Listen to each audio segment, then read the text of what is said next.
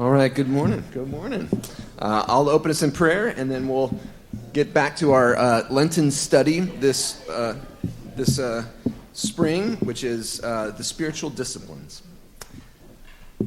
Gracious God, we thank you for the time that you have been cultivating a relationship with us, even if we don't realize it. We thank you that you knew us before we were even born, that you have loved us and cared for us. You have been with us and present with us even since our first breath. We thank you that you haven't been a silent, distant observer, but that you have been speaking to us in many different ways our entire lives. Gracious God, help us to cultivate ears that can hear you, a heart that is open to a relationship with you. We thank you that you are a relational God. Help us this Lenten season to make some time and space for us to try to listen to you, that we may know who you are better, that we may be your disciples. Amen. All right, so we're talking about Lent. This is the season we find ourselves in, this liturgical season of Lent. Some of you who grew up in the Presbyterian Church may say, why are we talking about Lent? We didn't used to do that. It is a shift that's happened in Reformed churches over the last 30 years or so to lean a little bit more into the liturgical seasons that are you typically more associated with like the Roman Catholic Church or the Anglican Church. And one of the things that people have been thinking about recently is how do we understand these spiritual practices like in seasons like Lent or the spiritual disciplines as Presbyterians, as Reformed folks. I put this up here. This is my favorite Lenten image ever. Mark Wahlberg's 40-Day Challenge, which is what the Today Show called it. But the reason I think this is funny in several different ways is, number one, like the American more kind of religious imagination has withered, I would say, if people don't understand what Lent is. But I also think this idea that it's like Mark Wahlberg's challenge, like it's a challenge. Like this is we're gonna do this thing, and a lot of Christians do approach things like the spiritual disciplines or approach the season of Lent with this kind of like it's a challenge for me to like kind of figure out who I really am or prove myself either to myself or to God, and we're going to talk about that a little bit today.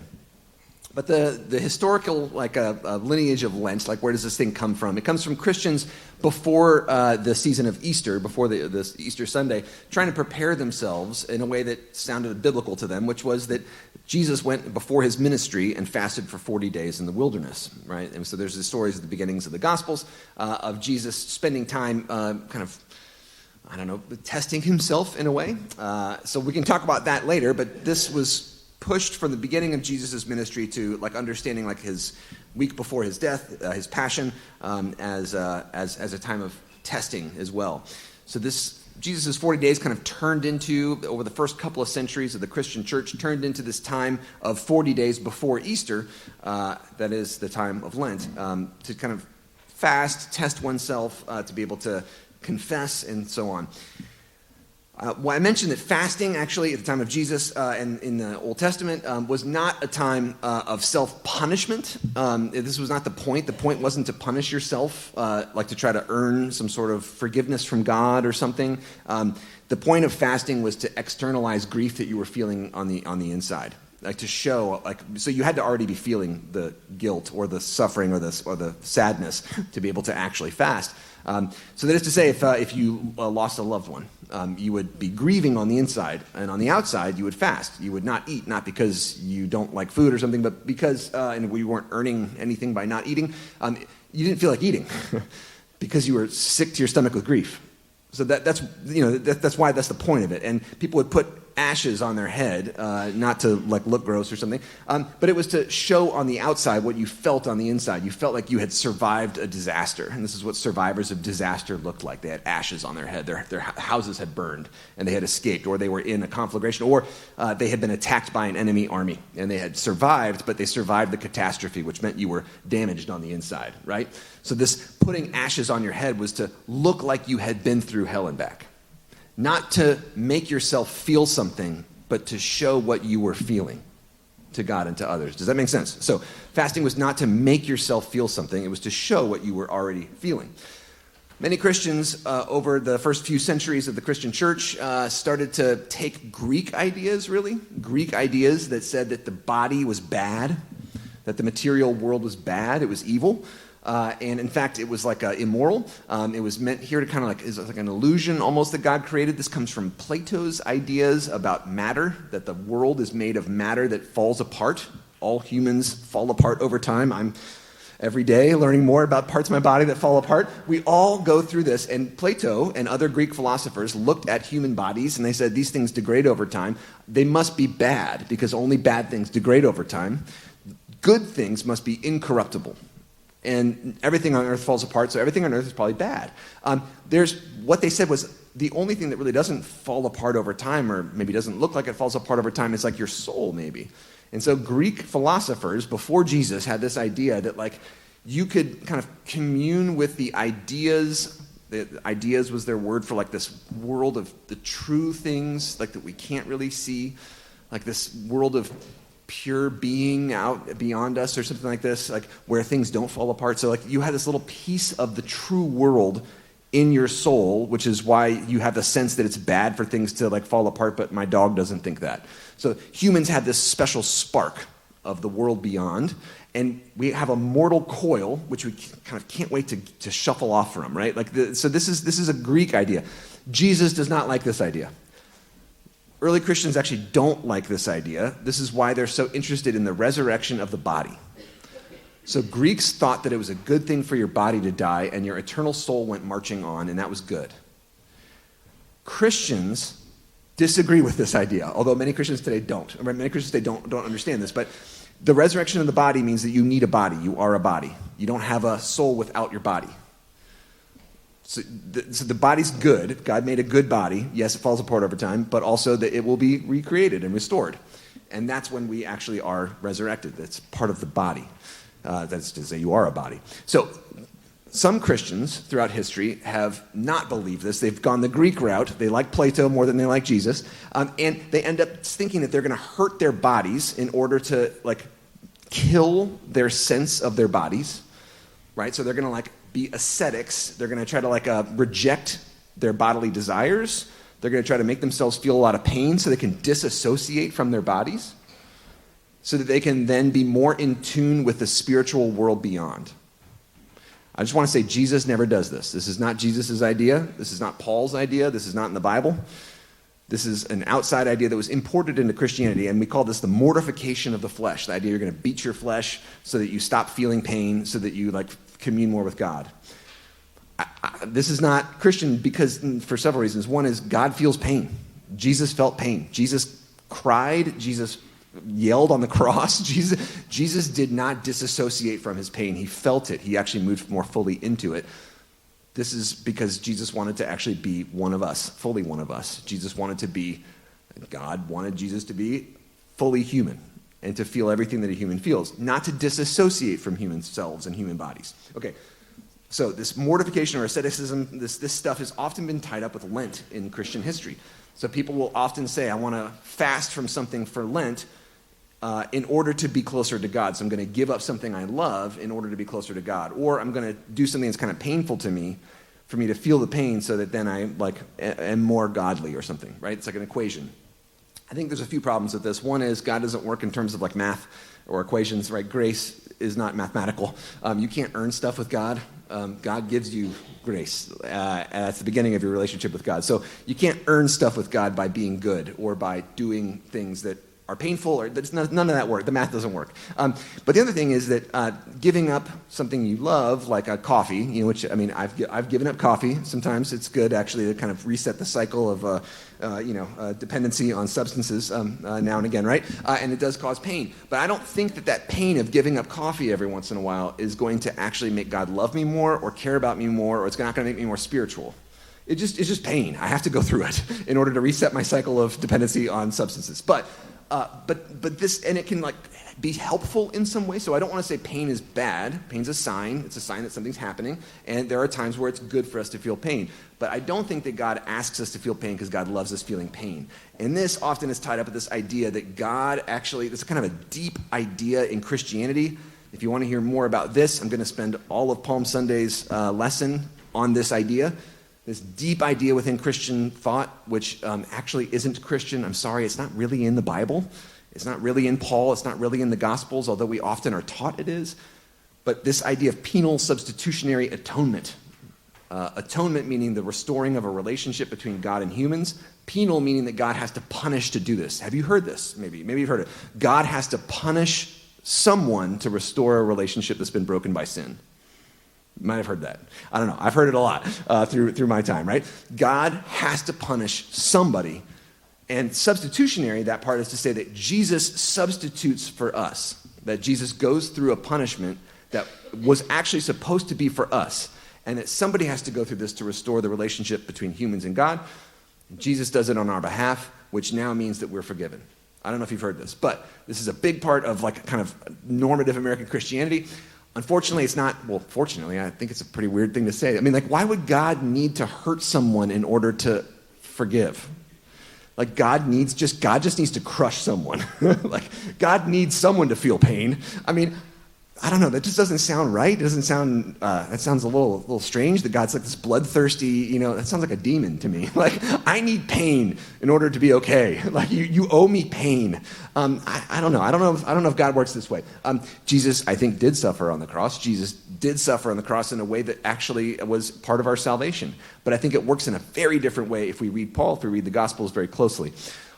I'm going to do this on Good Friday. On Palm Sunday. We'll talk about this issue. But I just want to point out that a lot of us think that suffering equates with spirituality and equates with loving God or knowing God better, because this idea of penal substitutionary atonement is so deeply enmeshed in Christianity. This was an idea that was invented in the late Middle Ages. So nobody before this guy named Abelard, nobody had this idea. This guy wrote a book, Cur Deus Homo, that ended up arguing for penal substitutionary atonement. And the way he argued it was to say that this guy was an English, an Anglo-Saxon theologian in the Middle Ages. And he said, you know how every nobleman has honor, and when a nobleman's honor is hurt, that nobleman gets to hurt the other person in return. That was the way things were back then. This is the argument. And he said, well, God has infinite worth, and so when you dishonor God, God must respond in order to retain God's honor by destroying you and killing you. Because you offended infinite honor. Just like when you offend the Lord of the castle, that Lord of the castle gets to cut off your arm or something, right? Right? No, sorry. I don't think that's a great way of thinking about God or thinking about ethics, or right. It's kind of an image of this bloodthirsty God that is obsessed with God's own honor, and if you offend God, God has to kill you. Anyway, I think this idea is really harmful in Christian thought. If you want to hear more about that on Palm Sunday, we'll talk about it. But one of the things that's really important for me as a biblical scholar is to say a lot of penal substitutionary atonement, this idea that God's got to kill someone, and that Jesus says, why don't you kill me instead of these people, and that God accepts that and so on. That's what restores the relationship. This actually doesn't work with the Bible. It doesn't work with the Old Testament and the way the Old Testament thinks about sacrifice. Jesus' death on the cross doesn't function as an appropriate sacrifice because humans do not function as sacrifices in the Old Testament. The Old Testament says this a lot, all over the place. Humans are not good sacrifices. Don't sacrifice humans. It says this a number of times in the law codes and outside of the law codes. It's a bad thing to sacrifice humans. So number one, sacrifice is not about humans, and it's not about humans feeling pain. Number two, it's actually not about substitution. There's nothing in the Old Testament and nothing in the New Testament that says that sacrifice functions as a substitution. And when an animal is sacrificed on the altar in the Old Testament, it never says that was supposed to be you, it's being sacrificed instead of you. Instead, what it says is this is food. When an animal is sacrificed in the Old Testament, that animal is food. People don't eat people in the Old Testament. Humans are not food. So it's not that animals were being sacrificed on behalf of humans. It's that you're bringing food to a party. Sacrifices are primarily a party in the Old Testament. It's a meal. It's a meal that you share with God. It's about building a relationship. So it's not about substitution. The animal isn't you. You weren't going to feed God with your own self. It's also not about death. Death is actually not mentioned in the book of Leviticus, which is the book all about sacrifices. Like the animal dies, yes, but we infer that. The word death actually isn't used in the book of Leviticus. So the death of the animal is not important. It's not efficacious. When the animal dies, it doesn't do anything. Hence, when Jesus dies on the cross, does that do something in terms of sacrifice for God? No. Actually, so the animal's death doesn't do anything, and the suffering of the animal doesn't do anything. If you read Leviticus, it talks about how to butcher an animal. And it's trying to do this in as painless a way as possible. So they don't torture the animals to make them feel suffering, to ring up God points in heaven on behalf of the people. They butcher the animal, but they try to do this in as humane as possible a way. As to say, they cut the animal's throat very quick and trying to have as painless a death as possible. So it's also not about moral impurity. Most sacrifices actually have nothing to do with undoing sin or the effects of sin. A small subset of sacrifices have to do with undoing sin, but those are actually seen in a very different way. Those are the ones where people use blood and they put it on the altar and stuff like that, but it's actually a small subset of sacrifices. Most sacrifices have nothing to do with sin. Sacrifices in the Old Testament, if we look at them as a whole, are almost all about making a relationship with God. Just in the same way that if you come over to someone's house, you might bring some food, or if someone comes to your house, you might serve them some food. It's about hospitality. Hospitality for building a relationship. So it's about sharing a meal. So what sacrifice is, it's about restoring communion with God and our neighbors. People had meals with the priests, and they had meals with their neighbors. Sometimes they'd have meals with neighbors that they had offended as the sacrifice. So you cook the sacrificial meal, and you have a big party, and you invite people over at the temple, and you sit down with your priest, you sit down with the priest's family, that's how they ate. You sit down with your neighbors, some that you've had good times with, some that you've had bad times with, and the whole point was to have a meal to build relationships between people and between God. And then also that small subset of sacrifices that have to do with sin, we call them atonement sacrifices sometimes, but you can think of them as like disinfecting the temple from sin, are really about purifying the holy space so that our relationship with God can continue. It's about cleaning up the holy space. So this is to say, sacrifice in the Old Testament, if you went to an Old Testament priest, right, a Levitical priest at the time of David, right, Solomon, when they've just built the temple, and you say, okay, someday there'll be a guy who comes, and the guy's going to get sacrificed on a cross, publicly executed, and his blood is going to like atone for the people and make our relationship with God okay. The Levitical priest would be like, what the heck are you talking about? That doesn't work at all. Like, a guy is going to die on behalf of you, and that's going to function as a sacrifice? It sounds like the dirtiest sacrifice ever. God's not going to like that at all. So it just doesn't make any sense in that ancient context. Okay, so I'll move off of this atonement thing. We'll come back to that later. But so if we think of this in this way, spiritual disciplines, which are often associated with Lent, and they're often associated with doing hard things so that we can earn God points. If we rethink this, and so this is St. Jerome up here, St. Jerome, who was famous for being an ascetic. He was the guy who translated the Bible into Latin, into the Latin Vulgate. But he was famous for being a scholar, but also for never eating and for hurting himself so that he could understand God better. This is what we often think of when we think of the Lenten disciplines. But that word discipline actually comes from the Latin word, which means to learn, discere. And it's actually where disciple comes from. So discipline's not rules, regulations, or punishments. It's not compliance or obedience or enforcement or rigid, boring, doing the same thing. Right? Discipline means to teach. That's what the word means, to learn something. And it has to do with a relationship of learning. With being a disciple doesn't mean getting punished. Being a disciple means having a relationship with the person who's teaching you. Disciple and discipline are the same word. So having a relationship of being a disciple just means learning from God. And the spiritual disciplines are just about learning from God. Learning from God in order to build a relationship. So if you want to have a Lenten sacrifice, have a party with God so you can get to know God better. That's the idea. Communion with God is the basic idea of the spiritual disciplines.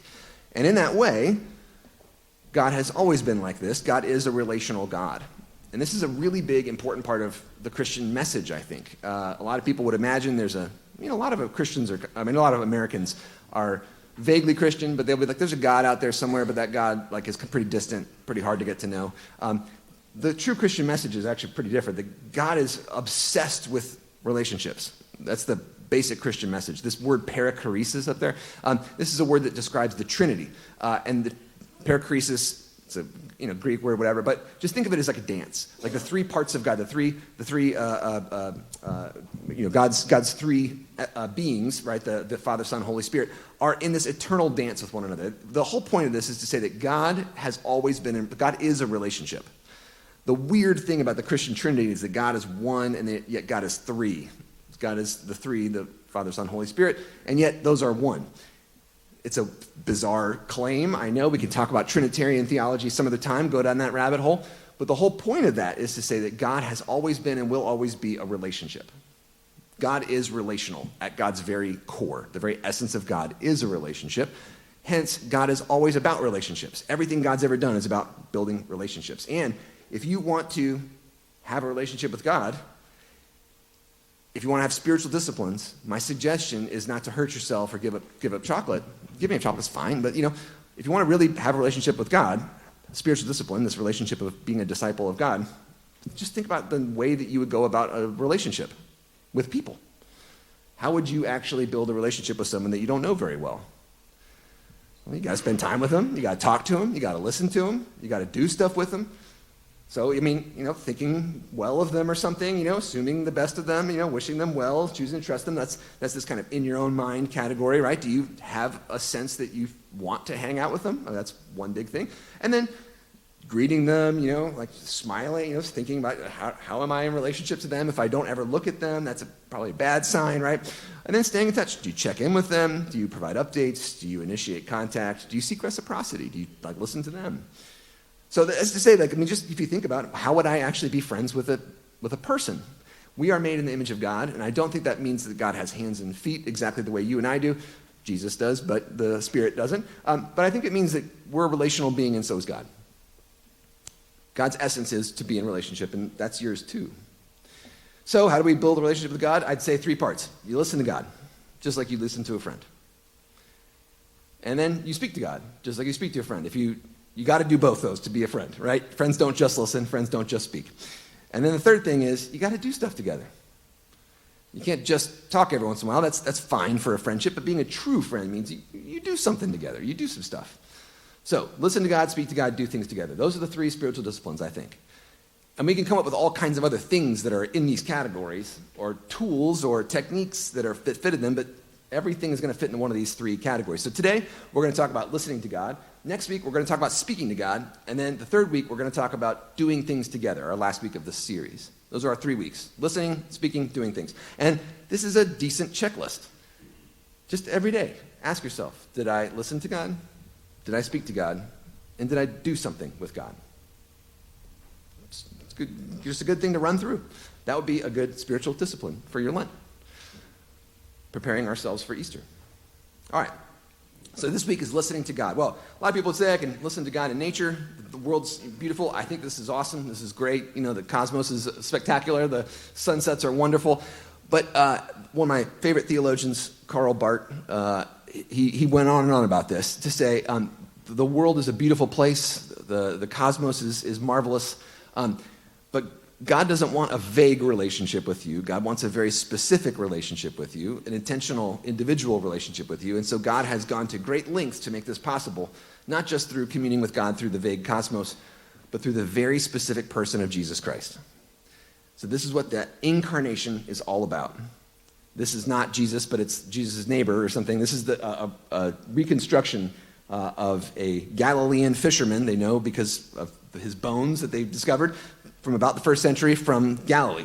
So this is Jesus' neighbor. This is the kind of, it just would have looked like a regular guy. So Jesus was a regular person who lived and died at a certain point in time. If you happen to live in that exact time and place, then you could have gotten to know Jesus personally as a personal friend. There's a catch, though, problem. That was 2,000 years ago and in a different part of the world. So we're out of luck, right? This is what is called the scandal of particularity. God became a person so that God could know people in an intimate, personal way. And yet, if God wanted to be a person, people exist in a certain limited lifespan. And part of being a person is to be limited in time and place and culture and language. In relationships, we can't know everyone. So this is a problem, right? The problem is that Jesus lived and died long before us. So if God was incarnate in Jesus, if everything that Jesus did and said was God incarnate, then what does that mean for us? E. McFarland, theologian at Candler School of Theology at Emory, has a great book called The Word Made Flesh about the incarnation. And his wordy theologian way of saying what God is, what the incarnation is. He says, for the word that is the word, we'll talk about this in a minute, but this is a word that means Jesus. Like, who really is Jesus? Well, the word, right? At the beginning of John, the word of God became flesh. That God is described as becoming incarnate in human body. This is a word. God is trying to communicate. The whole point is that God is obsessed with communicating with people and so became a person. And the Gospel of John said, God is like a word. God is trying to speak something, not just through particular words, but through this person's life. This person's whole life is a word, a communication to us about who God is. And so E. McFarland says, for that word, this person whose entire life is an expression of God, to be incarnate or in flesh is just for the word to assume a particular human life as God's very own. So there was a particular human life. This is the Christian claim. There was one particular human life, and it wasn't a hologram or an apparition, that God literally has one set of fingernails. That God had one set of lips, and they're not mine. That God is present in all places and all times, but God was present as a human being at one point and one time. And so had real friends, and had a real mom, and had real siblings, right? I mean, God had all these things that you have and experienced them truly, and also suffered. So that is to say, God experienced all this stuff, and when Jesus spoke, that was God speaking. But we have a problem. That is, we live thousands of years after this person. Karl Barth, my most favorite theologian. By the way, that's him on the cover. He was the person of the year for Time magazine. This a theologian. Can you believe it? What if that happened today, right? Silly to even imagine. But anyway, there he is in his very German, Swiss, face, right on the cover. But so Jesus Christ, as he is attested to us in Holy Scripture, Barth said, is the one word of God whom we have to hear and whom we have to trust and obey in life and death. But then he said, okay, if the relationship to God is going to have to come through Jesus, this person, God became a person so that you can relate to God as a person and not as a vague idea in the sky. But then how do you become friends with this person who isn't here right now, right? How does that work? Well, Barth says there's actually three that Jesus is manifest to us in three different ways. Revealed, that is, as Jesus, as the person, but then also as written. That is, Barth makes a big deal of this, that Holy Scripture, like the whole Bible, is a way of trying to take this word that actually had human flesh and also have it be present to us through physical words. And that is to say that this word, the Bible, testifies to who God is in such a way that magically, almost miraculously, right, God can be present to us. These stories about who Jesus was, the stories about times people interacted with God, those are present. Jesus is present to us when we read the word. So what Karl Barth would say is, for people who lived in Palestine, right around the year, 3 or 30, whatever, AD, they had particular access to God as a human body, but we don't. Yet we have these stories that have been passed down to us of people who engage God, and God is able to be present with us through that word, as written in the text, but also as preached. This is a huge part of Reformed theology, and Karl Barth's a Reformed theologian, this major idea is that there's something that happens when the word is preached, where God can actually be present to you, just like Jesus was present with the disciples back in Galilee. And often they didn't understand who Jesus was. You read the stories, right? And they're like, who are you really? They don't get it, right? And in the same way, not everyone who's in a church service gets it all the time, me included, right? But nonetheless, we're in the presence of God when we read Scripture and when Scripture is preached. This is a core concept for Christians, and it made Christians super strange. Jews as well have this idea, not about Jesus, but they have the idea that God is present through the Word, through the text of the Bible. For them, not including what we would call the New Testament, of course, but in every synagogue, there's a Torah that is kept in what's called the Ark, the Torah Ark. It's like the Ark of the Covenant, which was the mobile presence of God in the Old Testament. So if you ask a Jew today, like, where is God most present? Many of them will point to the Torah shrine or the Torah Ark, where the Torah is, the written text. That's where God is. And the Romans thought that Christians and Jews were so crazy for thinking this. The Romans did not think that any God was in written form. Neither did Egyptians, neither did Babylonians. The idea of Scripture didn't really exist until Jews and Christians made it exist. That is to say, ancient Romans wrote stuff down about the gods, but they didn't believe that was special or important. What was important was the rituals that happened, the sacrifices that happened in a Roman temple. That's where the gods were. The gods lived in a statue in the temple. And if you wanted to get close to the gods, you didn't read about them. You showed up to a temple and you made sacrifices, and that brought you close to the gods. For us now, we say, well, we want to get close to God. We don't sacrifice something in a temple. We read and we preach. That's the utmost way for us to get close to the presence of God, that God is a word revealed and a word written and a word preached. This sounds strange to a lot of folks, I know, but this basic idea is that the Bible is a witness to the word at Jesus' personhood. You can actually get close to God. We can do this two ways, I think. One is by studying about the Bible, learning about ancient history and doing the kind of brainy Bible thing. This is what I like to do a lot. We can also do this by reading devotionally. Those are two very different things, I think. One, studying kind of ancient history and So both of these are good. We all need to do both of these, stretch ourselves in different ways. I think something like the New Oxford Annotated Bible with commentary, or the HarperCollins Study Bible, which you've seen me bring a lot. It's kind of academic Bibles and things. Those can be really helpful tools.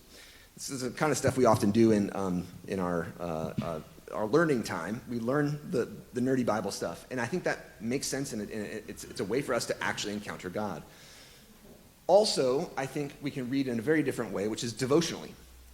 Which that is to say, we read Scripture imaginatively, and we try to pray with it, and we try to imagine ourselves as characters in the story. I have some suggestions about this in just a little bit. But that is to say, this kind of veers into what we think of as prayer.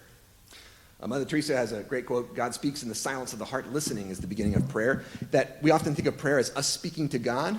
I'll get to that next week, but I think more important than us speaking to God is actually us listening to God, which mainly involves waiting. All right, so Charles Taylor is a great philosopher. He's a Catholic philosopher. He's a Christian, but he's unflinching in the way he describes the modern era. And he says, our secular modern world, and he doesn't use these in a bad way. People can say secular modern, it's evil. He's like, this is just the world we live in. We got to get used to it. We got to be honest about it. And the big thing about this world is that we live in what he calls the immanent frame. That is to say, it feels strange to us to talk about things that exist in a different plane of dimension. The ancient Greeks did this all the time, right? They thought the other plane of dimension was the true home. Charles Taylor's if you walk around talking about the plane of beyond the plane of existence, in your workplace, people will be like, I don't know about you. Yeah, should I invest money with this person, right? They keep talking about the world of spirits and demons, right? We live in a world where it's actually a bit awkward or strange for us to talk about anything beyond the physical world that we can see. Part of this is the rise of science, which I love. I think science is amazing. But also, a lot of times we take the domain of science to be all you can talk about. That is to say, things that science doesn't talk about, we have to be silent about, at least in public, or it gets awkward. So this is just a world we live in. But one thing that Taylor says that's really important, I think, too, is that in a secular modern world, all belief is fragile. everyone doubts their beliefs now. Whereas I think medieval Christians didn't wrestle much with doubt. I think everyone kind of believed that God existed in the medieval world. They didn't have much of a way to talk about the world other than believing in God. Some of them had different ideas about God, and some of them they took God more seriously than others, but everyone kind of believed it deep down. But today, not only do we doubt the existence of God, everyone does, but not only that, we doubt the existence of everything. That is to say, we go through our lives constantly doubting everything and moving between different options of what we actually believe and what we actually feel that we should do. This is just a part of our world, Taylor says. All belief is fragile. That means that both we will doubt everything and we will doubt our doubts. And so everyone you talk to is constantly vacillating between what they really believe about things, and they're never quite sure. So in what Taylor calls this disenchanted age of the immanent frame, how can we possibly perceive the presence and activity of God? How can we listen to God? Well, I might talk if I was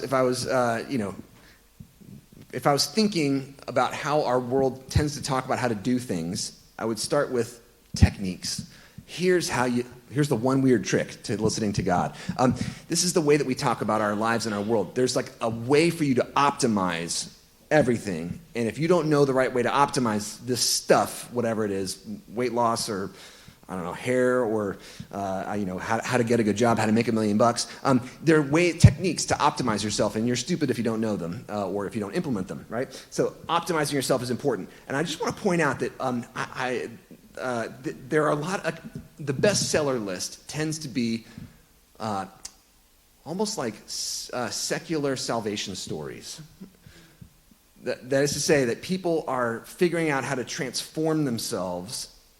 And I love a lot of these books. I like reading books that are about kind of autobiographies where people overcome odds and like succeed in some way, because they're usually pretty like inspiring. But also I just want to point out that like these are salvation narratives in secular form. So like a story of like Yes Chef. This guy's going to like make it as a chef in New York City. And so the story is about how he overcomes all these odds, and he has to like, kind of burn all these ties in his life. He has to like reject people who love him in order to commit himself 24/7 to cooking in New York City so he can make it. And he finally does. He becomes this awesome chef. This is a salvation story, a transformation story, right? Or this guy who like has a loser life, and then he like commits himself to exercise, and he's gonna like becomes an ultra marathoner, and he's gonna like run his way into being awesome. Now, again, these can be really helpful for some folks. They can be really inspirational, but also there's another genre of these, which is that you kind of find the true you, and this allows you to succeed. I like both of these books. I like both these people. So Tara Westover's book, Educated, where she grows up in a fundamentalist community in, I think it's Idaho, and she kind of overcomes her limitations, her self-limitations, and her limitations that her community and her family puts on her by finding education. And she becomes saved. Not from hell or sin or, but from being uneducated by education. So education is this route to her, and I love education. I think education's amazing. I also think it's not going to save us. Now, Brandi Carlile, I love her as an artist. She's a wonderful musician. She's a super cool person. She wrote this memoir of broken horses, and she's a lesbian woman who had a lot of difficulties as a kid and as a young adult, struggling with who she was, being rejected by people who should have loved her. And she ends up kind of finding out that she's this amazing musician. And this helps her to come to grips with who she really is, and it helps her have a better life. Both these people are wonderful. Also, Tara Westover is so smart that she is a professor. She went to Cambridge University and got a doctorate at Cambridge. Brandi Carlile is like a once-in-a-lifetime genius musician. These are not paths for you and me. Sorry. But these are special people. They are really strange people. Not everyone's like this. These are not routes to everyone finding their salvation, right? To find out that you're a once-in-a-lifetime genius. Sorry. No, I don't think all of us have this. But there is this idea out there that everyone's got something like this. And you have to find it. Finding the true you is the way to succeed in life, right? That there's a kind of a salvation story out there. Maybe it's by overcoming odds and working really hard at something, or maybe it's by finding the true genius inside of you. All these stories are about finding the true you. And I just want to point out, almost every movie that comes out is about how this person finds out who they really are. or like you have to, like, well, they start on the journey to finding out who they really are, like finding out who you really are. This is, I think, our new, like, mysticism, like our new mystical world we live in, right? Is that, like, finding the true you, that's a way for us to have a sense of religion that is fully immanent. Like, there's this true you inside yourself, and you need to find this person. I think we get tempted like this in terms of our Christian faith as well sometimes. That is to say that, like, finding out, like, I need to find out if I'm what's the technique for me to find out how I'm really good at praying? What's the Bible technique? Like, what's my path that's going to find out, like, how I'm really going to, like, know God better? But really, it's about me, about, like, becoming who I truly am. I think the truth of the gospel has always been this: you can't fix this. Like, you can't fix this, you can't make it better. And things like Lenten spiritual disciplines sometimes tempt us to think that we can fix this. Your relationship with God is difficult because you're a human being and because we all live in a state of sin. So, God is the one who finds us. And this is, I think, the story from the very beginning of the gospel. God is the one who comes and finds us. It's not up to you to fix your relationship with God. God is out there looking for you, and God has actually already found you. God is the one who finds us. And these stories we read about in the Bible, the burning bush, right? Moses is out there wandering around in the wilderness, and God comes to Moses. The big thing is that Moses is open to the encounter.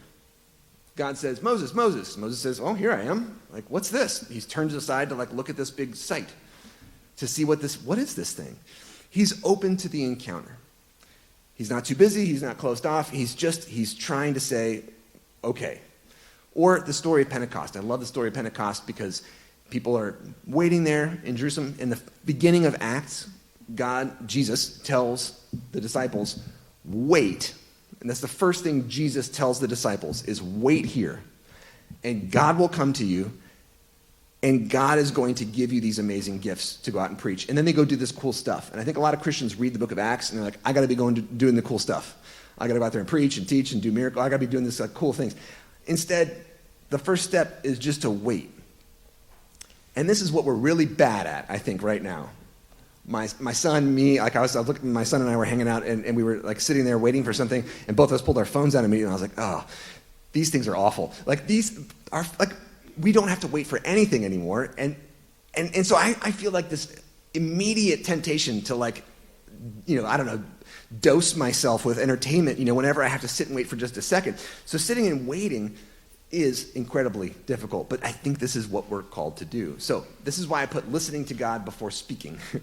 That is to say, next week we're going to talk about prayer in terms of our speaking. Today, what I'm focusing on is this idea that us carving out some time for us to just sit and be and wait for God to do something, to show up, is actually the first step of spiritual disciplines. And it's not really about us doing anything.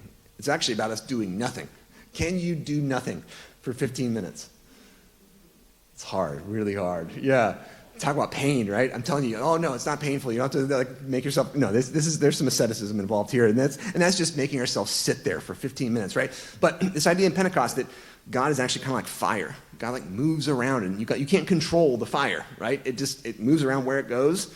Or like water, like, can't control the waves of the sea, right? Or the wind, it blows where it wants, Jesus says, right? So all to say that these metaphors of God coming and going, God is more powerful than we can ever imagine. And for us to just sit and say, okay, I want a relationship with God. God's a little bit like wind and fire right now. I can find God in Scripture by reading and by being a part of a community where God's word is preached and is taught. That's a big part of this. The other part is just to actually sit and be and to trust that God finds us. I'm going to end with this. There's a German sociologist, Hartmut Rosa. I think he's brilliant. And he talks about how in the modern world we like structure everything. We structure our days, plan things out. And he's trying to put a word to this feeling of, like, if you're out in nature and you have this, like, feeling of just, like, the world is immense and I am so small and this is amazing and God made this wonderful, beautiful world, right? This feeling of being overwhelmed. Or sometimes you're, like, with friends and you just kind of feel like, oh wow, this is an amazing moment. Whereas, like, 2 minutes ago you were thinking about your laundry that needed to be put away and but all of a sudden you had this just feeling of being at peace or at rest or full, the fullness of the moment. Or maybe you're, like, I don't know, at a family dinner or something, and, like, everything's happening. There's all this tension in the room maybe, and just for a moment you just think, you're just filled with gratitude that you're there, that you can even be there. All right, so all to say these moments, Hartmut Rosa calls these moments of resonance, where you feel like you're resonating with the world, that you're not just like functioning like a tool in the machine or something like that of your day, but that you're actually kind of vibrating with the world. He's got all these new agey sounding ways to talk about it, but I mean, he's trying to put a word to this. He's been trying to study these moments. And the thing that he's realized is there's two really big, there's two shared parts of this experience from interviewing thousands of people and so on, right? Two main shared features. One is you're not in control of it. If you set up an experience to try to feel resonance, you will not feel it. It comes unbidden. And you have to feel like you aren't in control of it. These moments of just uncontrolled openness. And they have to be somewhat unstructured. So you rambling out in nature, you can't make that feeling come. We've all gone on walks in the woods or hikes or whatever, and we'd be like, I'm going to feel it. And then you come back and you're like, I didn't feel it this time. And then maybe you're out like watering your plants and all of a sudden you feel it. It comes usually in unstructured moments of openness. Kind of like Moses out there in the wilderness with his sheep. Or kind of like those disciples who had followed Jesus and who were just waiting in Jerusalem, and then one day the fire comes out of the sky. They were just waiting. So you're not in control and you're open. Those are the two major parts of feeling resonance. And do you have parts of your day that are like this? So that's one suggestion. Of course, our attention economy is designed to make us not have those moments. This is a struggle that I have like everyone else. But my antidote is to practice the presence of God. So this comes from Brother Lawrence. I'll wrap up in a minute or so, but Brother Lawrence is... He was a cook. He was not an important guy. So he was actually a soldier. He was wounded in battle and ended up incapacitated in various ways. Probably had some like shell shock kind of stuff. He was in a kitchen and he was cooking in a monastery. That was his job. And no one thought he was very important or special, but he was mumbling to himself all the time. But then over the years, people ended up starting, the other monks in the monastery started to realize that he had this very special way about him. He almost was like constantly in this state of resonance, as Hartmut Rosa might say. He just felt at peace with the world and himself all the time. People started to ask him, how do you feel this way? What do you feel like? What are you doing? And he said, I just talk to God. I just talk to God as if God is a friend. So all day long, he's trying to cultivate this dialogue with God, where he's trying to listen, he's trying to speak, he's trying to kind of treat God as a friend. We'll get more to this next week when we talk about prayer. But Tanya Luhrmann focuses, she's a sociologist and anthropologist at Stanford, and she's won a bunch of awards for her work. She is not a crazy religious person. She's a real scholar, but her scholarship is on people who feel like God is present. So this is her research, right? And so she went into this kind of skeptical, wanting to study people who say that they feel that God is present. And she has come out of it someone who is deeply convinced that God actually can be present to people through their practices. She's very kind of, like you might imagine for a Stanford anthropologist, like very kind of vague about what she believes and how, but she nonetheless says, I think there's something real here. So she's got this book, When God Talks Back. She's got a more recent book, How God Becomes Real, where she studies people who have real senses of God's presence. And she says a big part of this is actually making time to just sit there and wait. And so she talks about people who literally like make coffee for God. Like they'll make like two mugs of coffee and put one across the table, and they sit there and they try to like interact with God as if they're interacting with a friend.